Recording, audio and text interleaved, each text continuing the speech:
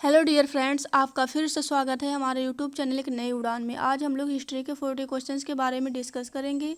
तो चलिए स्टार्ट करते हैं इस वीडियो को। हमारा फर्स्ट क्वेश्चन है, स्थूल सूत्र किस विषय से संबंधित है? तो किससे संबंधित है मेरे फ्रेंड्स? ज्यामिति से संबंधित है। किससे मेरे फ्रेंड्स? ज्यामिति से। उसके बाद नेक्स्ट क्वेश्चन है, अस्तोमा सदगमय कहाँ से लिया गया है? तो ऋग्वेद से लिया गया है। उसके बाद नेक्स्ट क्वेश्चन क्या है मेरे फ्रेंड्स? नेक्स्ट क्वेश्चन है हमारा, आर्य बाहर से आकर सर्वप्रथम कहाँ बसे थे? तो पंजाब में बसे थे। कहाँ बसे थे मेरे फ्रेंड्स? आर्य सर्वप्रथम आकर पंजाब में बसे थे। उसके बाद नेक्स्ट क्वेश्चन है, ऋग्वेद का कौन सा मंडल पूर्णतः सोम को समर्पित है? तो नवा मंडल जो है पूर्णतः सोम को समर्पित है। उसके बाद नेक्स्ट क्वेश्चन क्या है मेरे फ्रेंड्स? अगला क्वेश्चन है, प्रसिद्ध गायत्री मंत्र किस पुस्तक में है? तो ऋग्वेद में। किसमें मेरे फ्रेंड्स? ऋग्वेद में। उसके बाद अगला क्वेश्चन है, प्राचीन भारत में निक के नाम से किसे जाना जाता है? तो स्वर्ण आभूषणों को जाना जाता है। किसे मेरे फ्रेंड्स? स्वर्ण आभूषणों को जाना जाता है। उसके बाद नेक्स्ट क्वेश्चन है हमारा, योग दर्शन का प्रतिपादन किसने किया था? तो पतंजलि ने किया था। किसने मेरे फ्रेंड्स? पतंजलि ने। उसके बाद नेक्स्ट क्वेश्चन है, उपनिषद किस पर आधारित है? तो उपनिषद जो है दर्शन शास्त्र पर आधारित है, यानी दर्शन पर आधारित है। उसके बाद अगला क्वेश्चन क्या है मेरे फ्रेंड्स? अगला क्वेश्चन है, महाभारत का दूसरा नाम क्या है? तो जय संहिता है। उसके बाद नेक्स्ट क्वेश्चन है, विश्व का सबसे बड़ा महाकाव्य महाभारत है। कौन है मेरे फ्रेंड्स? महाभारत है। उसके बाद नेक्स्ट क्वेश्चन क्या है? अगला क्वेश्चन है हमारा, बौद्धों की रामायण किस ग्रंथ को कहा गया है? तो बुद्ध चरित को कहा गया है। उसके बाद नेक्स्ट क्वेश्चन है, बुद्ध चरित की रचना किसने की थी? तो अश्वघोष ने की थी। किसने की थी? अश्वघोष ने। उसके बाद अगला क्वेश्चन है, महाविभाष शास्त्र के रचयिता कौन है? तो वसुमित्र है। कौन है मेरे फ्रेंड्स? वसुमित्र। उसके बाद नेक्स्ट क्वेश्चन है, कौन सी बौद्ध रचना गीता के समान पवित्र मानी गई है? तो अभिधम्म पिटक जो गीता के समान पवित्र मानी गई है। उसके बाद नेक्स्ट क्वेश्चन है हमारा, योगाचार या विज्ञानवाद ने प्रतिपादक कौन योगाचार या विज्ञानवाद के प्रतिपादक कौन थे? तो कौन थे मेरे फ्रेंड्स? मैत्रेय नाथ थे। कौन थे? मैत्रेय नाथ। उसके बाद नेक्स्ट क्वेश्चन है, किसने कृष्ण को हेराक्लीज कहा था? तो मैगस्थनीज ने कहा था। किसने कहा था? मैगस्थनीज ने कहा था। उसके बाद नेक्स्ट क्वेश्चन क्या है मेरे फ्रेंड्स? इस्लाम धर्म के संस्थापक कौन थे? तो इस्लाम धर्म के जो फाउंडर थे हजरत मोहम्मद साहब थे।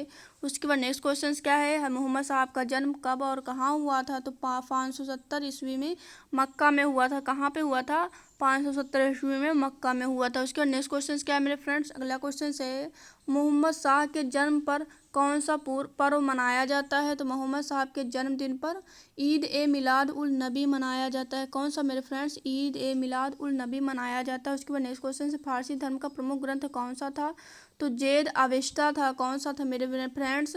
जेद अवेस्ता था जो फारसी धर्म का प्रमुख ग्रंथ था। उसके बाद नेक्स्ट क्वेश्चन से हमारा, मीर जाफर ने बंगाल की गद्दी किस वर्ष छोड़ी थी? तो कब छोड़ी थी मेरे फ्रेंड्स? 1760 ईस्वी में छोड़ी थी, यानी कि 1760 में छोड़ी थी।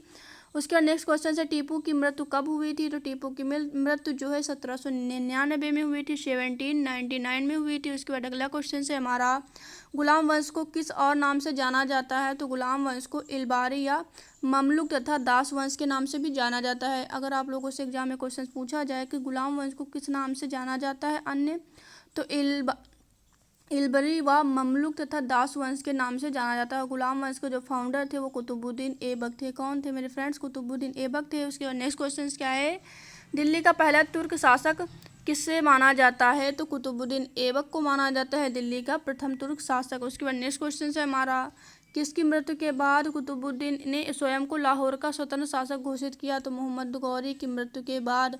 मोहम्मद गौरी की मृत्यु के बाद उसने अपने आप को लाहौर का स्वतंत्र शासक घोषित किया। उसके बाद नेक्स्ट क्वेश्चन है हमारा, किस सेनापति की मदद से कुतुबुद्दीन ने बंगाल को अपने अधीन किया? तो कैमाजी रूमी की मदद से जो है उन्होंने कुतुबुद्दीन ऐबक ने बंगाल को अपने अधीन कर लिया था। किसकी सहायता से? कैमाजी रूमी की सहायता से। उसके बाद नेक्स्ट क्वेश्चन से हमारा, कुतुबुद्दीन ने बंगाल का सूबेदार किसे नियुक्त किया? तो किसे नियुक्त किया था मेरे फ्रेंड्स?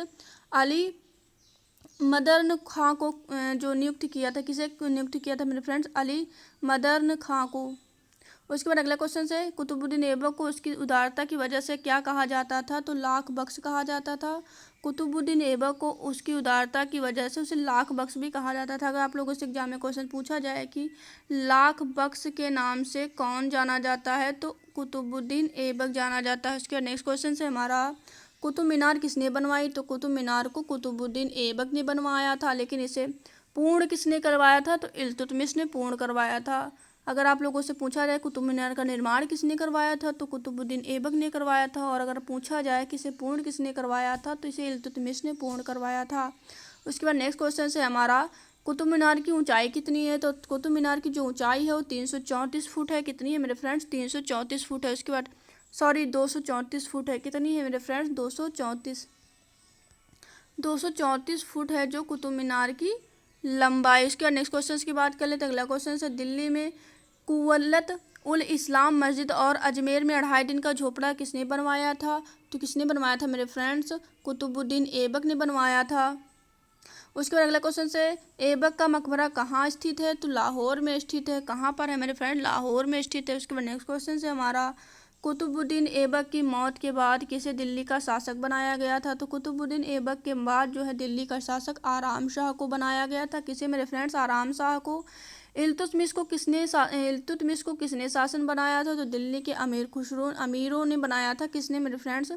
इल्तुतमिश को शासन किसने बनाया था? तो दिल्ली के अमीरों ने बनाया था। उसके बाद नेक्स्ट क्वेश्चन क्या है मेरे फ्रेंड्स? अगला क्वेश्चन है हमारा, दिल्ली की गद्दी पर बैठने से पहले इल्तुतमिश क्या था? तो इल्तुतमिश जो था बदायूं का सूबेदार व इलबरी का तुर्क था। कौन था मेरे फ्रेंड्स? बदायूं का सूबेदार व इलबरी का तुर्क था। उसके बाद नेक्स्ट क्वेश्चन है, तुर्कान ए चहलगामी क्या है? तो 40 तुर्क सरदारों का एक दल है जिसे इल्तुतमिश ने बनाया था। अगर आप लोगों से क्वेश्चन पूछ दिया जाए कि तुर्कान चहलगामी है क्या, तो ये 40 तुर्क सरदारों का एक दल था, यानी समूह था, जिसे इल्तुतमिश ने बनाया था। उसके बाद अगला क्वेश्चन है, इल्तुतमिश के शासनकाल में किसने पश्चिम उत्तर भारत का पर आक्रमण किया था? तो किसने किया था मेरे फ्रेंड्स? मंगोल शासक चंगेज खान ने किया था।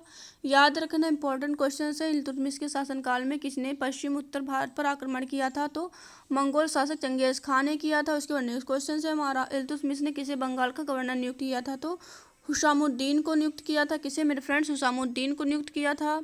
उसके बाद अगला क्वेश्चन है, किसने उज्जैन पर आक्रमण कर महाकाल का मंदिर लूटा? तो इल्तुतमिश ने जो है उज्जैन पर आक्रमण कर महाकाल का मंदिर लूटा था। कब लूटा था? 1234 से 35 ईस्वी में। उसके बाद अगला क्वेश्चन है, इल्तुतमिश ने कौन सी व्यवस्था लागू की थी? तो एकता व्यवस्था जो है इल्तुतमिश ने लागू की थी। तो ये थे टॉप 40 क्वेश्चन जो एग्जाम में बार बार पूछे गए हैं।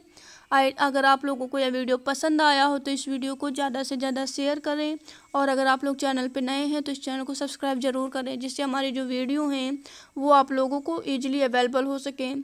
सो फिर मिलेंगे नेक्स्ट वीडियो में इम्पोर्टेंट टॉपिक के साथ। तब तक के लिए thanks for watching this video.